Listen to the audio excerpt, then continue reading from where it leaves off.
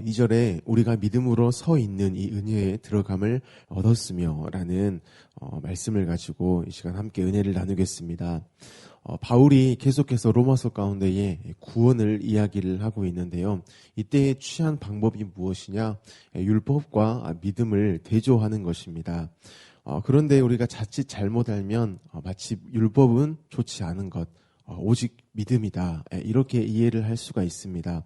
그런데 율법과 믿음을 이야기할 때 어떤 것은 더 중요하고 어떤 것은 덜 중요하고 이런 차원에서 바울이 대조하는 것이 아닙니다. 우리가 의롭다고 여김을 받는 것, 곧 하나님과 관계가 회복되어 사는 그 구원에 대해서 말할 때 율법과 믿음의 역할이 각각 다르다는 것을 또한 우리가 볼 수 있다는 것입니다. 그렇기 때문에 무조건 율법을 무시하고 무가치한 것으로 이렇게 생각한다면 오히려 이 믿음에 대한 부분들이 더 우리를 혼란케 할 수도 있다는 것입니다.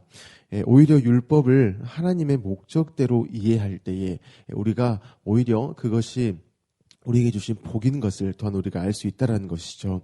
이 율법이 무엇일까요? 여호수아 1장 8절에 이야기합니다.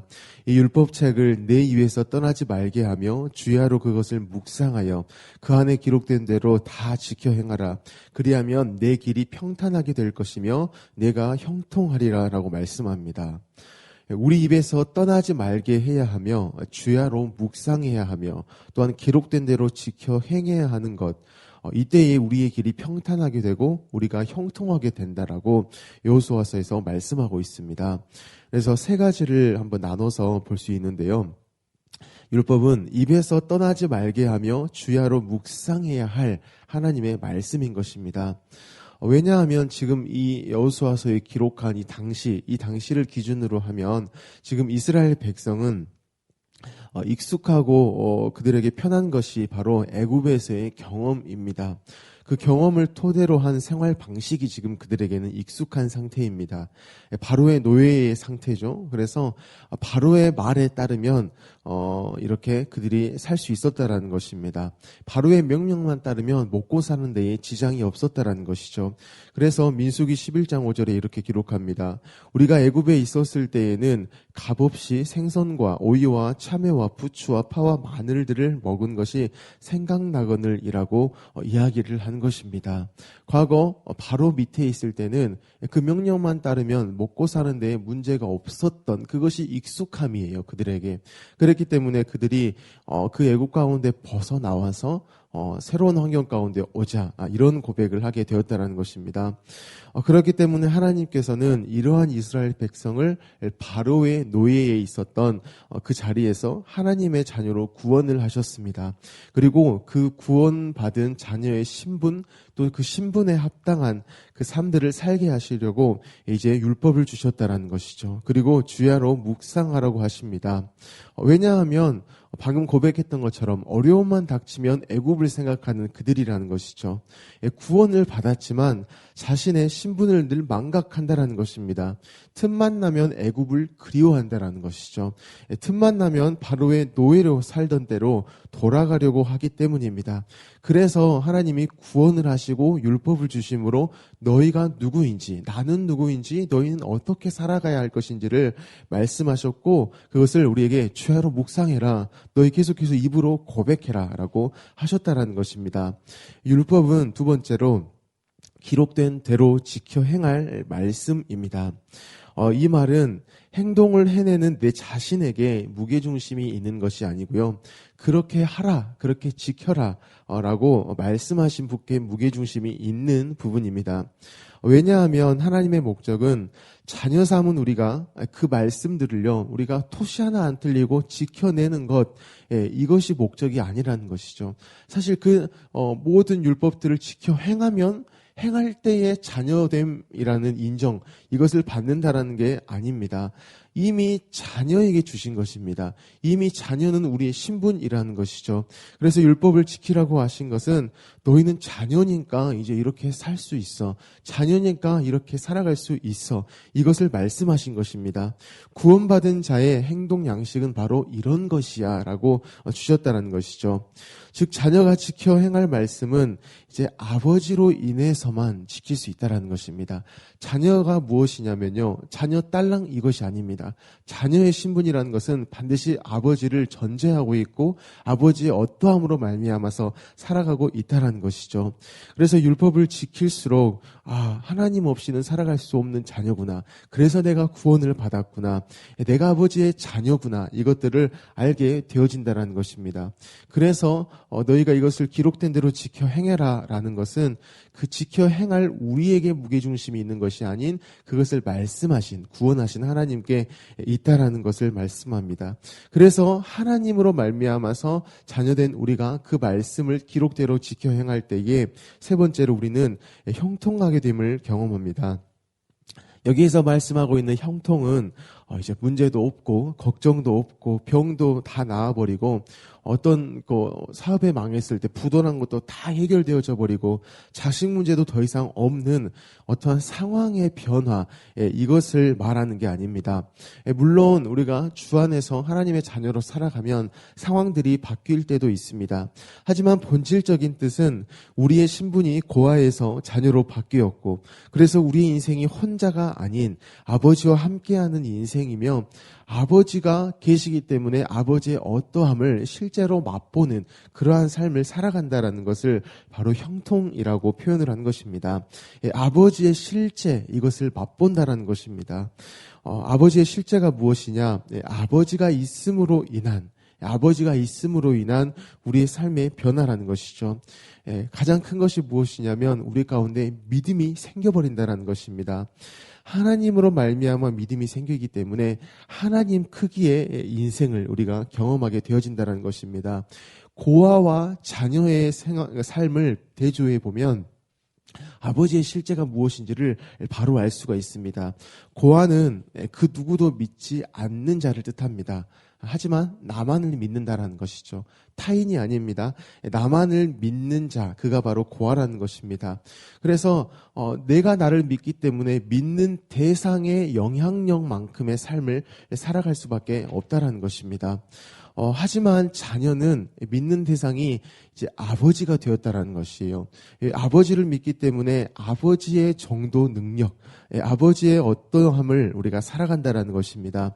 그것을 형통한 삶의 인생이라고 바로 이야기를 했다라는 것입니다. 그렇기 때문에 우리가 성경에서 늘 율법에 대해서 이야기를 하면 그것을 대할 때에 원래의 본질적인 이러한 의미들을 잘 생각해야 한다는 것이죠. 율법은 나쁜 게 아닙니다. 우리를 벌하시려고 주신 것이 아닙니다. 율법은 자녀를 향한 아버지의 아버지됨, 그것을요 보여주시는 은혜라는 것입니다. 율법이 곧 은혜입니다. 자녀의 자녀됨을 또한 알게 하시는 그런 하나님의 은혜라는 것이죠. 왜냐하면 율법을 주신 그때가 바로 우리를 자녀 삼으신 이후이기 때문입니다. 하나님이 우리의 아버지가 되시고 난 후에 율법을 주셨다는 것이죠. 우리로서는 하나님이 아버지가 되신 후에 우리가 율법을 받았다라는 것입니다. 그렇기 때문에 우리가 율법을 통해서 알 수 있는 것은 결코 율법은 구원의 조건이 될 수가 없다는 것입니다. 오히려 구원받은 자에게 주신 생활 양식이라는 것입니다.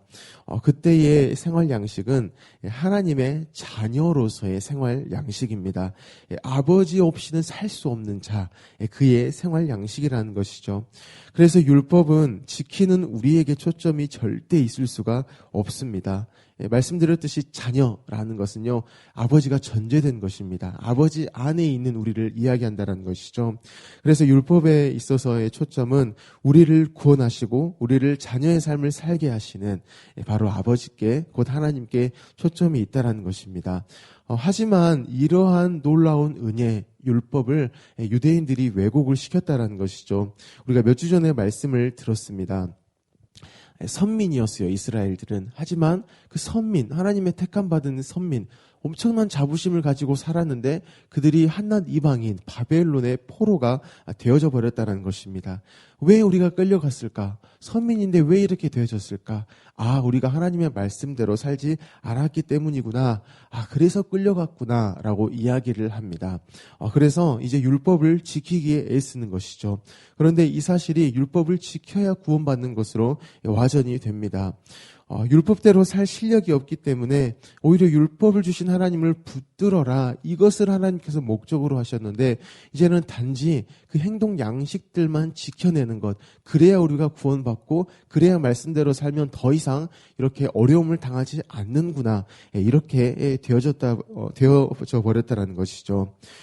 구원받은 이미 자녀입니다. 그런데 그 신분을 스스로 내버리고 애써서 자녀가 되기 위해서 살아갔다라는 것입니다.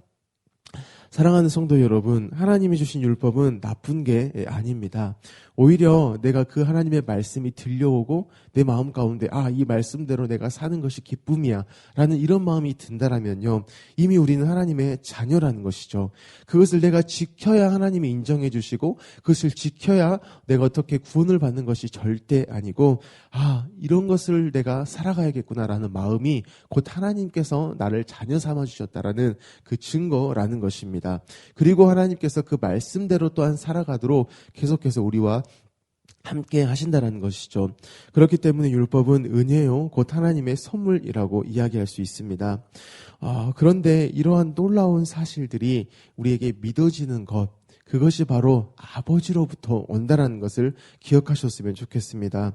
율법을 내가 지켰기 때문에 이러한 믿음이 생기는 게 아닙니다. 오히려 나와 함께 하시는 그 하나님 때문에 계속해서 율법들이 지켜지고 또한 하나님이 약속하신 그 말씀들이 내 삶 가운데에 계속해서 지켜짐을 통해서 하나님으로 말미암아 그것이 실제로 되어짐을 통하여서 우리에게는 믿음이 주어진다는 것이죠. 성경에서 아브라함이 그것을 경험했습니다. 그래서 로마서에서도 아브라함 이야기를 하고 믿음장인 히브리서에서도 계속해서 아브라함을 이야기를 하는 것입니다. 창세기 18장에 보면 천사들이 아브라함을 찾아와서 아브라함의 아들에 대해서 약속을 합니다. 그런데 이 이야기를 사라가 뒤에서 들었습니다. 그런데 지금 자기 자신의 몸 상태를 잘 알고 있어요. 절대 아이를 가질 수도 없고 또 출산할 수도 없는 그러한 자신의 몸, 또한 아브라함이 그만큼 늙었다라는 것을 압니다. 그래서 하나님의 천사들이 이 이야기를 할 때에요, 그냥 비웃고 맙니다. 하지만 하나님께서는 약속을 하셨고요, 약속대로 일들을 하셨습니다. 창세기 21장 1절입니다. 여호와께서 말씀하신 대로 사라를 돌보셨고 여호와께서 말씀하신 대로 사라에게 행하셨으므로 사라가 임신하고 하나님이 말씀하신 시기가 되어 노년의 아브라함에게 아들을 낳으니 아브라함이 그에게 나타난 아들 곧 사라가 자기에게 낳은 아들을 이름하여 이삭이라 하였고 그 아들 이삭이 난 지 8일 만에 그가 하나님이 명령하신 대로 할례를 행하였더라. 아브라함이 그 아들 이삭이 그에게 태어날 때에 백세라 사라가 이르되 하나님이 나를 웃게 하시니 듣는 자가 다 나와 함께 웃으리로다라고 말씀합니다. 자신의 나이와 몸 상태를 보고 의심을 해서 비웃었어요. 하나님의 말씀에 대해. 하지만 하나님께서는 이러한 자격 없는 아브라함과 사라를 만족하게 하셨습니다. 또한 웃게 만드셨습니다. 이것이 무엇을 뜻하냐면 바로 하나님의 능력을 이야기하는 것입니다.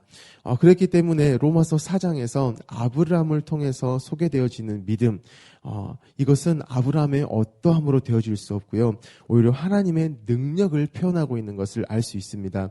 로마서 4장 19절입니다.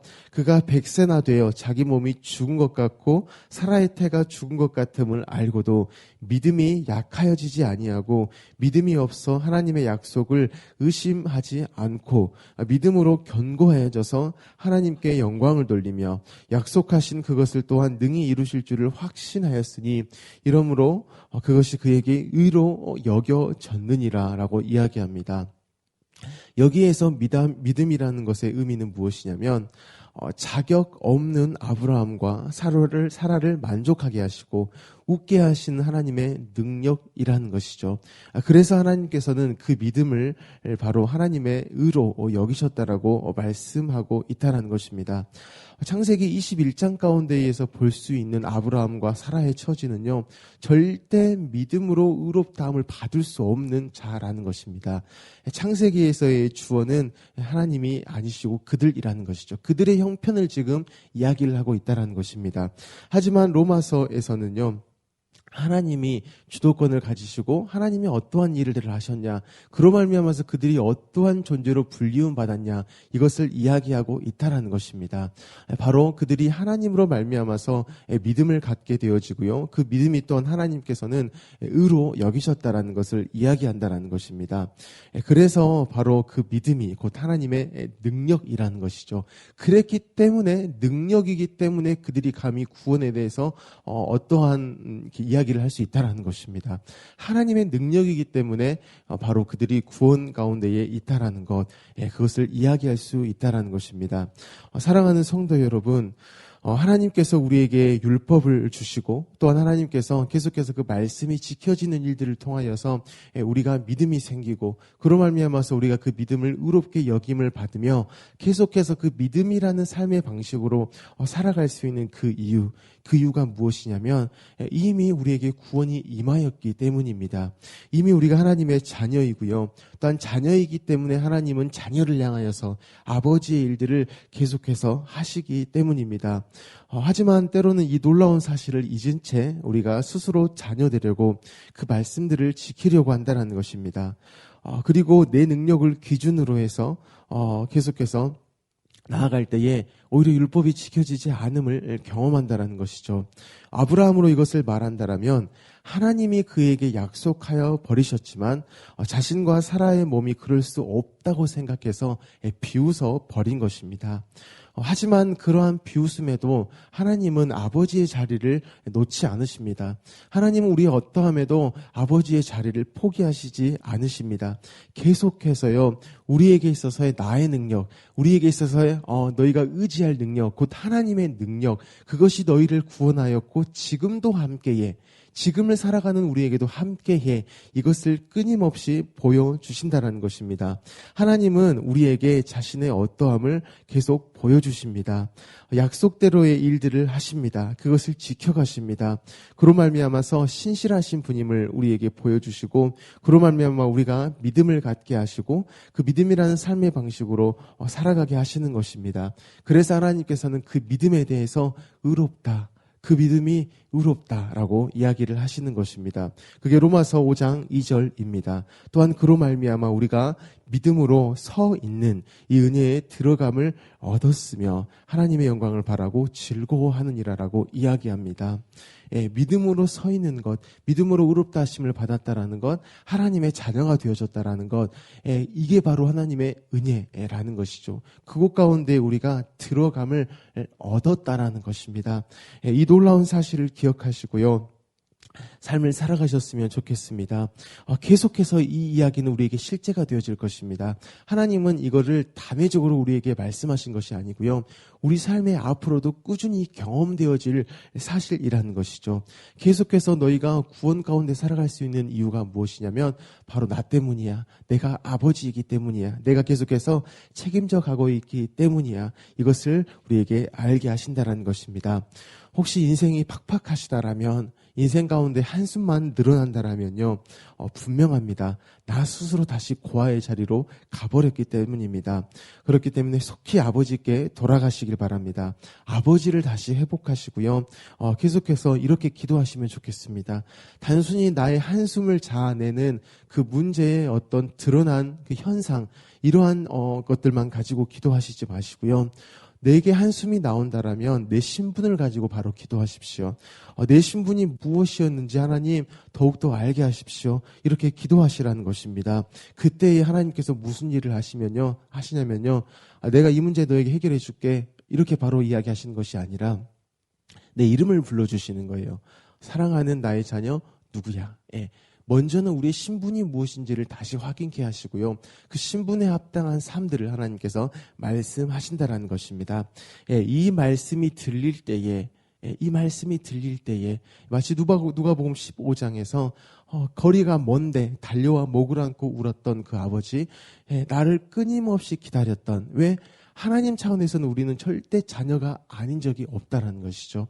그때에 우리 가운데 들려오는 나의 이름, 사랑하는 자녀 누구야? 이 음성이 들려질 때에 우리의 인생은 결코 팍팍할 수가 없습니다. 한숨은 오히려 우리의 찬양이 되어질 것입니다. 계속해서 놀라운 구원받은 자녀의 삶, 이것을 살아내는 저와 여러분의 인생이 되어지기를 예수님의 이름으로 축복합니다. 아멘. 우리 주신 말씀을 가지고 함께 기도하겠습니다. 하나님께서 우리에게 율법을 주시고 또한 믿음을 주시고 그것을 의롭다라고 하셨습니다. 자녀에게 하나님이 그 어떤 것도 허투루 주신 것이 없습니다. 그냥 주신 것이 없습니다. 그 모든 것들이 하나님이 나의 아버지이신 것을 다 드러내고 있습니다. 살아계신 하나님, 우리가 늘 자녀의 삶을 살아가게 하십시오. 그 자녀의 행동 양식대로 살게 하십시오. 하지만 나 스스로가 아님을 기억합니다. 아버지가 함께 계심을 기억하며 능히 살아내게 하십시오. 하나님께서 주시는 믿음을 붙들고 살아가게 하십시오. 이때의 우리 인생은 즐겁습니다. 행복합니다. 또한 남들에게도 도전이 되어지는 인생을 살아갈 것입니다. 우리의 신분까지 하나님께서 보장하시며 또한 신분대로의 삶을 살게 하시오니 하나님 계속해서 하나님의 자녀로 살게 하십시오. 오늘 하루 그렇게 살아가게 하십시오라고 기도하시기 바랍니다. 우리 유치부를 위해서 기도하실 때에 섬기시는 윤덕진 전도사님과 또한 교사 순장님들을 위해서 기도하시고 우리 담임 목사님의 가정과 건강과 성령의 충만함을 위해서 기도하시기 바랍니다. 이번 주 목요일에 대학 수학 능력 시험이 있습니다. 우리 수험생들을 위해서 또한 그들의 이름을 불러가시면서 기도하시기 바랍니다. 나라를 위해, 민족을 위해, 북한 땅을 위해서, 열방을 위해서 기도하여 주시고요. 우리 광신대학교를 위해서 기도하실 때에 우리 호남권에 있는 많은 교회들이 광신대를 품고 기도하고 또한 후원하며 나아갈 수 있도록 우리 광신대를 위해서 기도하시기 바랍니다. 우리 모든 기도 제목을 가지고 함께 기도하겠습니다. 사랑이 많으신 하나님, 너무나 감사합니다. 하나님께서 우리를 자녀 삼으시고 자녀 삼으심에 대한 일들을 실제로 해가십니다.